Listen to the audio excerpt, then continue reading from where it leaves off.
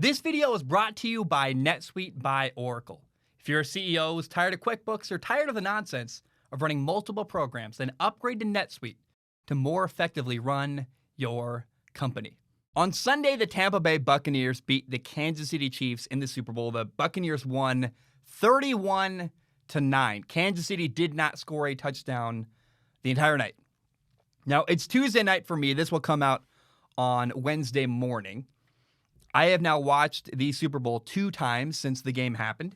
I watched it first on live TV on Sunday. Then I watched it again. I watched the All-22 coaches film with a different camera angle. You can see the whole defense. And really what that did was, when I watched the film, it confirmed everything I thought I saw on Monday. And what I saw was this was a very, very disappointing Super Bowl. Now, I love Tom Brady. Tom Brady is my favorite player of all time. I was very happy he won his 7th Super Bowl. Like, oh, it's great. Like, Tom Brady, yes. But I was really let down. But, this was not a competitive game.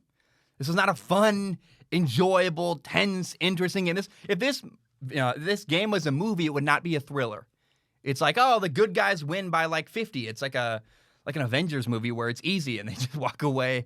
I guess that's not a good example, because Avengers had that Endgame movie where half of them died. But I knew that going in, Kansas City was going to be short on the offensive line. But my assumption was, hey, Patrick Mahomes can run around, extend a play. He'll be able to overcome that. Now, first of all, I want to say this because it's very important you hear this. There were unacceptable levels of pressure in Patrick Mahomes' face the entire game. Tampa kept getting pressure with just a 4-man rush, meaning that they could drop a lot of people into coverage and still get consistent pressure on Patrick Mahomes, make him escape the pocket, run around. Mahomes had to run to avoid sacks because of how easily Tampa Bay got pressure. And again, because of that, they had more people in coverage. So what they did, their plan, was they double-teamed Tyreek Hill, and they also double-teamed Travis Kelce. If you watch the film, Tampa Bay's defense hit Travis Kelce at the line of scrimmage over and over again. They kind of jammed him at the line of scrimmage nearly every play. And anytime that Travis Kelce got a free release, basically it was when he caught the ball. Now, he did have 10 catches for 133 yards. It's not like Travis Kelce had a bad day at the office.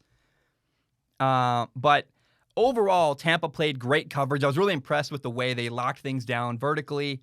They limited Tyreek Hill. They limited Travis Kelce. They did not allow them to get open.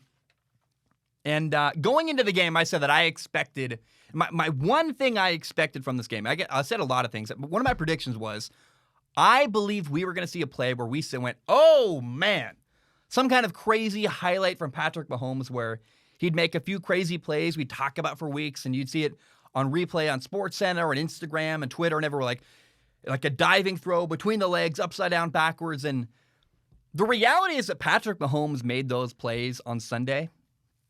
But they were dropped. Travis Kelce, Tyreek Hill, they had a couple drops on plays where Mahomes would extend a play, escape a sack, make a ridiculous, crazy throw downfield, but his guys did not finish the play. It's like I don't know. It was really uncharacteristic of Kansas City where, yes, the pressure was in Patrick Mahomes' face all day, but yes, he still ran around and avoided sacks and was throwing off his back foot a bunch, but the ball hit his receivers' hands multiple times, and they didn't take advantage. It didn't make plays. And so the pressure, look, it reminded me of a high school football game. It was just a physical mismatch. But Casey did miss a couple opportunities to make big plays downfield where I went there's memes everywhere. They got to catch the ball. I don't know what's going on there. Now, I loved Tampa Bay's game plan on defense. Their plan was, well, first of all, they knew they were going to get pressure on Mahomes because of the injuries on the offensive line. We're going against backup offensive linemen, Jason Pierre-Paul, Shaq Barrett. They're going to get home early and often. And so they double-teamed Tyreek Hill. If you went vertical, there's another guy blanketing to help out. They jammed Travis Kelce line of scrimmage. They had another guy helping. They always double-teamed Travis Kelce. And they said, hey, if Kansas City is going to beat us, it's going to be with a secondary player like Mecole Hardman or Sammy Watkins. We're not going to let their primary weapons be the reason why we lose this game. I actually like that approach. It reminds you a lot of what Bill Belichick used to do. I guess still does in New England, where he's going to take away your best thing. So I really credit to Tampa Bay. Great game plan. Now, they got helped by injuries, but regardless, I thought that's exactly what they needed to do to win that game on defense, and they did great. Now, MVP is always kind of a weird thing for me. I don't really like MVP. Most valuable player. I don't know what that means. Now, it really kind of depends on how you define valuable. And in this game, you watched the Super Bowl. There wasn't really one player that stood out very much. I mean, I would have given it to the entire Tampa Bay defense or maybe the entire defensive line, but you can't do that. It's an individual trophy. And so Tom Brady won the NFL MVP. I guess the Super Bowl MVP. I thought if anybody was going to win that Super Bowl MVP, it had to be Tom Brady. Maybe not necessarily. He had a great game. He had 3 touchdowns. He was 21 for 29 passing, 201 yards. Not an amazing day, but a very impressive, good performance. But the reason why Brady won the MVP is because he's the reason why they're there. He does this. If anybody's going to get that individual trophy to represent Tampa Bay, it would be Tom Brady because he's the reason why they're at that game, winning that game. So I agreed with him winning the MVP, even though it was messy. There wasn't a clear, exact favorite, but I did agree with giving it to Tom Brady. And I did love that at the end of the game on the podium, Brady just gave credit to everybody around him. He said, I believed in my guys. I love it. You could see that in the final huddle with Tom Brady talking to his teammates. They're about to do the kneel down. And he's like, I love you. I believe in you. He's just yelling and screaming at his guys, pointing at him, saying, I love him. And saying he loved him. You could tell he's like, I believed in my guys. Because remember, Tom Brady chose to go to Tampa Bay. Everybody's going to say, well, he had a great team. But it's part of what makes Tom Brady who he is. He chose to go there. He believed Tampa was the place he could go and win a Super Bowl. And he was right. I think it's pretty cool. It shows a lot of faith in his teammates. He believed in them. They liked that he believed in them. They all came together. I really, really enjoyed the story of Tom Brady and Tampa Bay together. Now, I guess, take a shot's the wrong way to put this, but I guess I want to point out something about Aaron Rodgers, my favorite quarterback in the entire NFL. I respect Aaron, but everybody was very, very excited when on Saturday night, Aaron Rodgers won his 3rd NFL League MVP award, an individual award. Well, Tom Brady just won his 5th Super Bowl MVP. So, to me, 3 league MVPs or 5 Super Bowl MVPs. You ask me, who's the better leader? I think it's pretty obvious that's Tom Brady.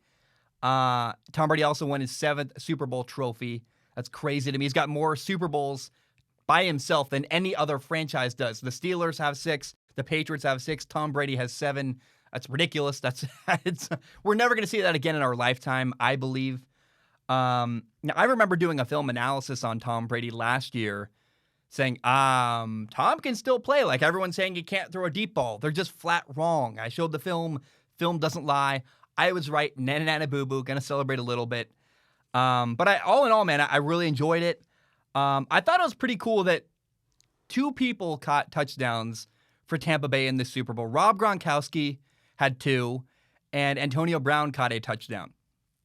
Now, what's interesting is these are the 2 people that Tom Brady recruited to come to Tampa. I said, hey, Rob, you want to come out of retirement to play with me? He found a way to get Antonio Brown. Antonio Brown's career was over, and Tom Brady said, hey, I want you to play. He recruited him. He convinced Tampa it was a good idea. And Antonio Brown is a nut job. I really don't think Antonio Brown would work on any other team with any other quarterback. Put him in Pittsburgh, put him in Green Bay, it'd be a nightmare. Aaron would glare at him. He'd throw a fit about his helmet or something. People need to understand the leadership quality Tom Brady has, not only recruiting people, but making Antonio Brown work. Antonio Brown quit on Oakland because of his helmet. He literally refused. He's a basket case, and yet Tom Brady will woo the guy. He keeps the crazy man happy. It says a lot about Tom Brady as a leader, that he can make people like Antonio Brown still succeed in the NFL when their career pretty much should be over. In fact, there was a line, Tony Romo, I believe, broadcasting the game said, we all thought Antonio Brown's career was over. And my dad and I looked at each other like, it is over. Antonio Brown is not going to succeed anywhere else on any other team other than in this specific situation with Tom Brady as his quarterback. Says a lot about Tom Brady, the leader. And also the fact that Tom Brady doesn't care about anything other than he wants to win. He wants to play with good football players and win games. And morality aside, I mean, it's It shows dedication to wanting to win Super Bowls. Now, it's pretty crazy.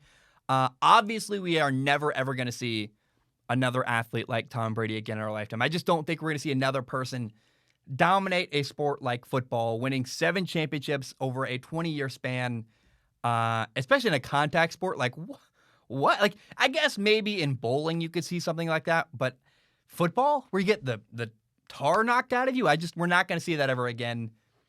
And what I'm seeing as I look around the media and I look around Instagram and Twitter and social media, I see less hate now for Tom Brady than we saw like even 2 years ago.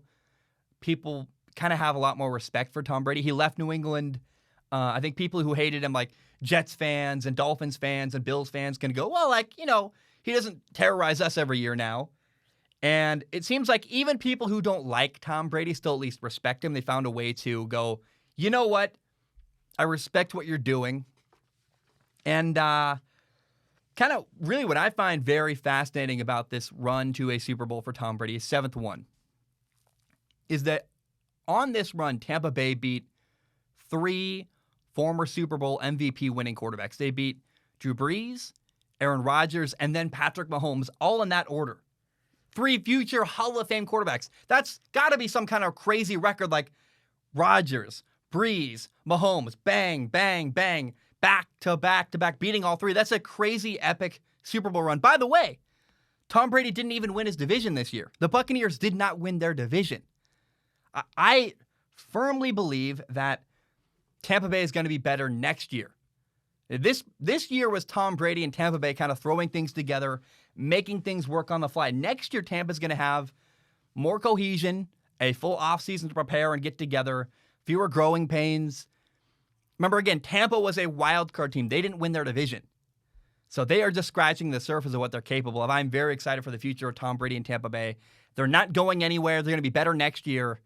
And they are going to challenge and try to get another one next year. That's in some ways they're going to be better. I think their best football is still ahead.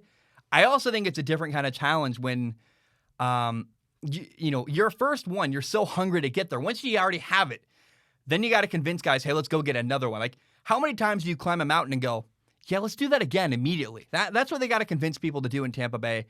I think some people think it's going to be easy because they already have everything in place and they got their system, but winning a second one is even harder. So I'm really fascinated to see what Tampa Bay can do next year. I would really enjoy, actually, straight up, a rematch between Kansas City and Tampa Bay because I want to see, man, I so badly want to see a real matchup where Kansas City's not injured and depleted on the offensive line. It felt like in fact, didn't feel like it was truly a really big limiting factor for Kansas City. Kind of a shame. I thought we got robbed of what could have been an amazing game that was pretty anticlimactic because it just, man, Patrick Mahomes would catch a snap and have 5 people in his face immediately the entire game, and that's no way to play football, and I was pretty disappointed at that.